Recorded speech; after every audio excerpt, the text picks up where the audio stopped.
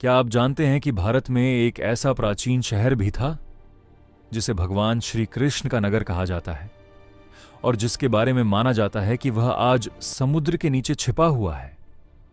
इस रहस्यमयी शहर का नाम है द्वारका।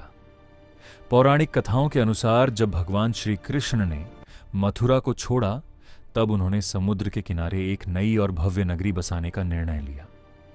यही नगरी आगे चलकर द्वारका के नाम से प्रसिद्ध हुई। कहा जाता है कि द्वारका उस समय की सबसे शानदार और समृद्ध नगरी थी। इस शहर में विशाल महल, सुंदर मंदिर, चौड़ी सड़कें और ऊंचे ऊंचे द्वार बने हुए थे। दूर दूर से व्यापारी यहां व्यापार करने आते थे और यह शहर समुद्री व्यापार का भी एक बड़ा केंद्र माना जाता था। लेकिन द्वारका के बारे में सबसे रहस्यमयी बात यह है कि प्राचीन ग्रंथों में लिखा है कि भगवान श्री कृष्ण के इस संसार से जाने के बाद यह पूरा शहर समुद्र में डूब गया। सदियों तक लोगों ने इसे सिर्फ एक पौराणिक कहानी माना।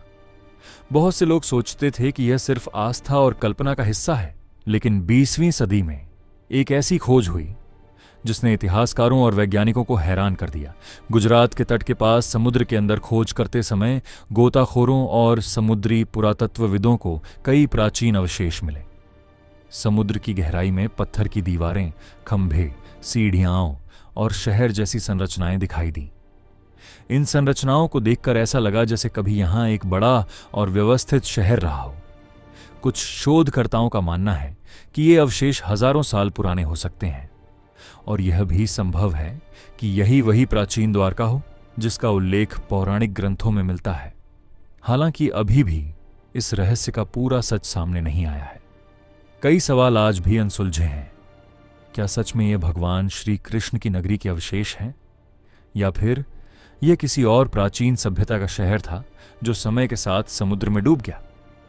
समुद्र की गहराइयों में आज भी कई ऐसे रहस्य छिपे हुए हैं जिन्हें पूरी तरह समझा नहीं जा सका है।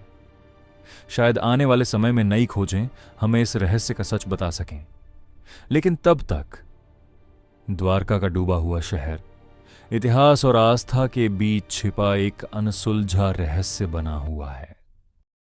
अगर आपको भारत के ऐसे ही वीर योद्धाओं की कहानियां जाननी हैं तो एपिक भारत AI को सब्सक्राइब जरूर करें, क्योंकि यहां इतिहास जिंदा हो उठता है।